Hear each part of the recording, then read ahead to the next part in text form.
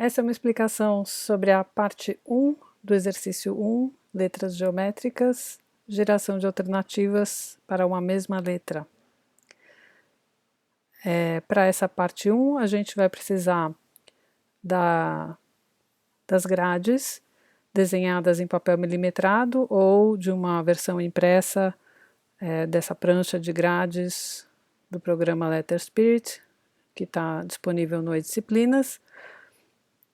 Essa versão, lógico, é um PDF que vocês podem imprimir ou usar como base para desenhos digitais. E essa daqui é a grade, enfim, e a ideia é que ela tenha sido marcada a caneta, com caneta hidrocor, ou poderia ser também esferográfica, se vocês não tiverem hidrocor.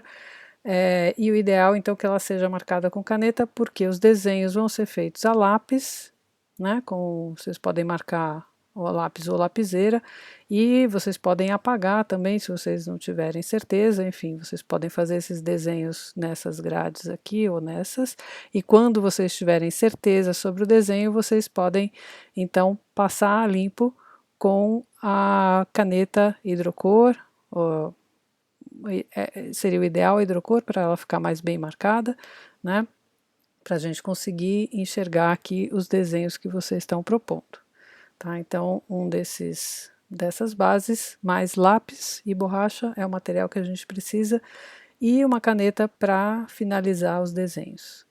Bom, a parte 1 consiste então em escolher uma letra do alfabeto latino, só uma, e criar alternativas de desenho para essa letra, respeitando as regras de desenho, os limites da grade e a estrutura das letras minúsculas romanas, que vocês estão vendo aqui nesse exemplo, com as letras minúsculas romanas da fonte Montserrat.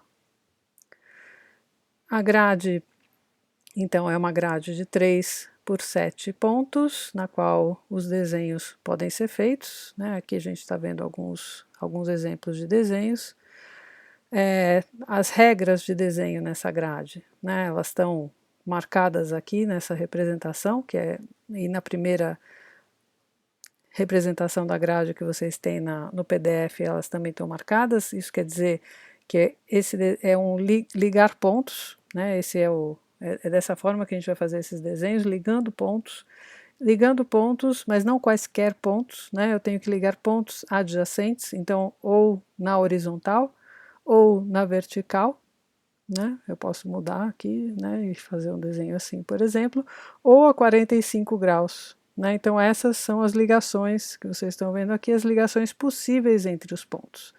Isso significa que eu não posso parar no meio, não posso começar do meio e depois chegar num ponto, não posso ligar um ponto que não seja adjacente, ou seja, eu não posso ligar este ponto aqui direto com este aqui de baixo, né? Eu teria que ligar com este, né, com um desses três, que são os pontos adjacentes, são os pontos mais próximos daquele primeiro aqui, do canto superior direito.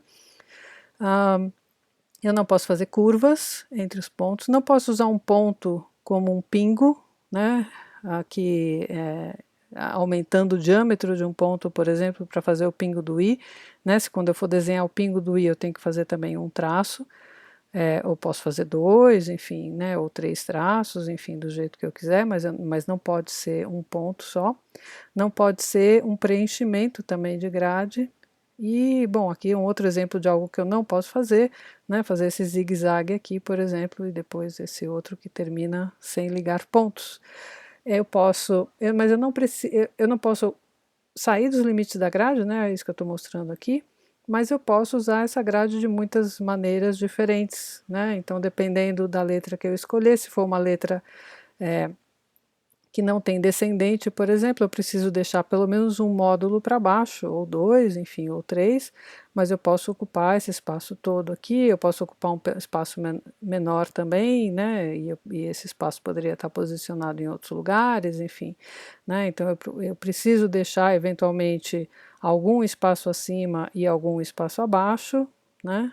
Raramente eu vou poder ocupar a grade inteira, vocês vão ver só o J, na verdade, né, considerando o pingo e o desenho da letra, vai ocupar a grade toda, como a gente está vendo aqui, e eu não preciso ocupar necessariamente a largura toda da grade, né? Eu posso ocupar só metade dela, essa metade ou aquela, é o que eu estou mostrando um pouco aqui, né?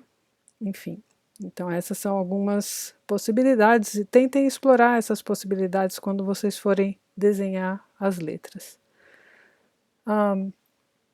São letras minúsculas romanas de caixa baixa, né? Então são essas letras que a gente está vendo aqui. Eu vou escolher uma delas, né? De novo lembrando, pode ser a inicial do nome, pode ser uma letra que vocês gostam por qualquer motivo, enfim, mas é sempre a mesma. Não são as letras maiúsculas romanas, que são essas aqui de cima, e nem as letras minúsculas itálicas, cursivas ou escriturais. Algumas diferenças aqui entre elas que eu vou apontar, algumas diferenças que costumam causar confusão.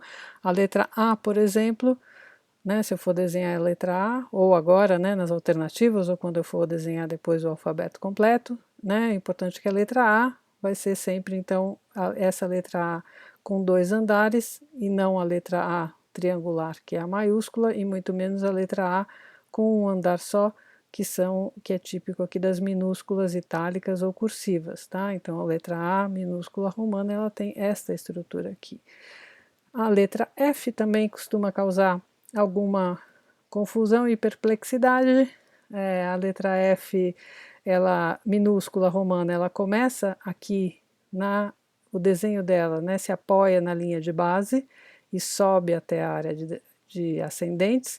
A barra do F, ela fica bem alinhada com a linha média, essa linha que marca a altura X das letras minúsculas romanas, e a barra, ela cruza a haste do F. Então essas são algumas características que diferenciam o F minúsculo do maiúsculo, por exemplo, o fato dessa barra cruzar e de eu ter aqui uma curva e não um ângulo, enfim. Então essas são algumas coisas que a gente vai tentar representar, mas com certeza a principal delas é o fato do F não prosseguir aqui para baixo, né, na área de descendentes, porque essa é uma característica aqui das letras itálicas ou dessas cursivas, que como a gente está vendo, né, as cursivas mesmo, elas têm várias dessas voltinhas, enfim, né, essas voltinhas não fazem parte da estrutura básica das minúsculas romanas, então a gente não vai utilizar essas voltinhas, tá? A gente vai tentar desenhar essas minúsculas romanas de caixa baixa aqui. A letra G, bom, a letra G minúscula romana clássica, vamos dizer assim, seria essa daqui, que a gente chamaria de um G gatinho, né, porque ele tem essa orelhinha. A orelhinha, se vocês optarem por desenhar este G, né, é interessante incluí-la, mas ela não é essencial para a compreensão dessa letra, a gente pode até compreender ela sem a orelha, mas é importante, né, verificar que é a cauda desse G gatinho, ela sai aqui desse canto inferior esquerdo da letra, e ela vai para a esquerda, depois ela vai para a direita e depois ela sobe.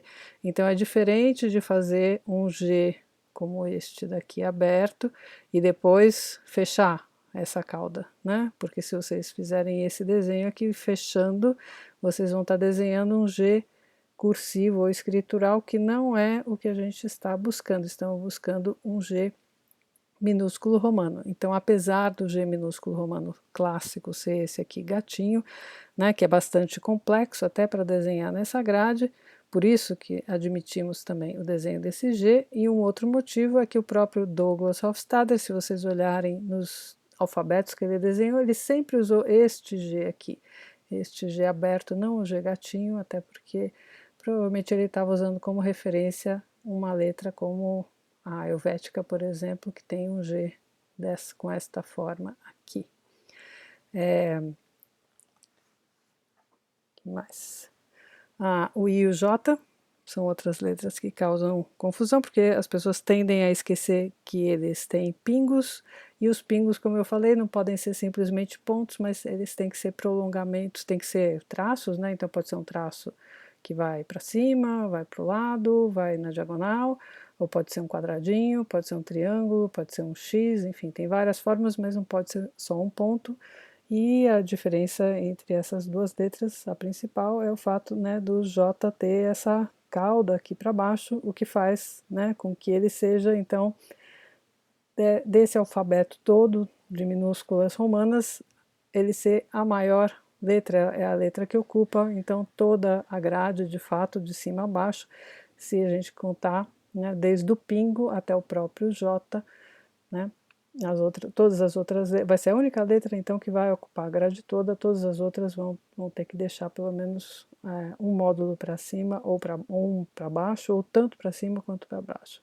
E aqui no caso do J, lembrando, a gente não está buscando o J com essa cauda fechada, mas sim o J com a cauda aberta.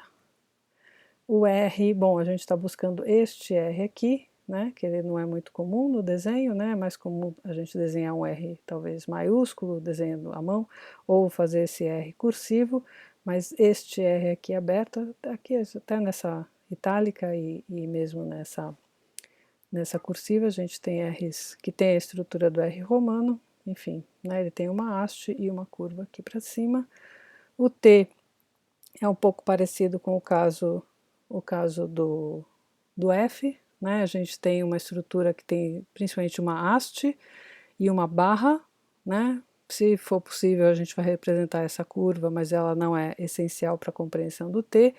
E aqui no caso do T minúsculo, a principal diferença entre ele e o T maiúsculo é o fato da barra cruzar a haste, e ela cruza de novo bem aqui na linha da altura X, né? Na linha média aqui do desenho das letras, igual, é a mesma posição da barra do F, vocês estão vendo? Né?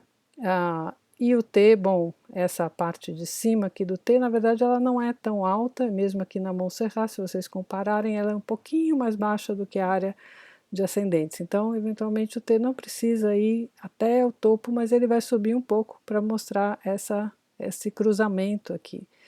E é diferente então do T maiúsculo, onde a barra encosta e não cruza a haste. Então vocês vão escolher essa letra do alfabeto e criar alternativas, respeitando esses limites. Aqui tem de novo, né, uma marcação aqui que mostra, né, onde que começam, aquilo que eu estava dizendo aqui do F, né, por exemplo, começar na linha de base, né, e aqui tem uma marcação que mostra, então, quando sobram espaços, né, para cima e para baixo, como aqui no C, né, então o C é uma dessas letras que a gente precisa preservar pelo menos um módulo para cima e um módulo para baixo, né, e a gente está vendo aqui, então, esses módulos, né, o limite, então, para a altura X seria, né, de pelo menos um módulo para cima e um para baixo, mas eu posso ter dois módulos para cima, dois para baixo, três para cima e um para baixo, enfim, tem várias combinações possíveis. E a ideia, então, é que vocês elaborem essa prancha com alternativas. Se vocês estiverem trabalhando com a prancha, com o PDF que eu criei para vocês, vocês vão ter 52 grades, no papel milimétrico são 33 grades, e a ideia é ter o maior número possível de alternativas e tentar fazer isso rápido. Se fosse em sala de aula, eu daria contaria ali um tempo, meia hora, para fazer esses desenhos e estimularia ali, daria algumas ideias, faz maior, faz menor. Como eu não vou estar junto com vocês, então vocês podem talvez tomar um tempo um pouquinho maior do que meia hora, e a ideia é que tenho o maior número possível de alternativas, então 33 ou 52, aí dependendo da prancha que vocês usarem. Apresentar a prancha dentro do prazo estipulado, porque o próximo passo vai ser que alguém, né, não vocês escolham, mas que alguém indique qual é o caractere-chave a seguir, e a gente vai fazer essa indicação pelo e-disciplinas, para que então vocês possam dar continuidade ao exercício usando este caractere-chave indicado como base para a parte 2, que é a criação de um alfabeto completo.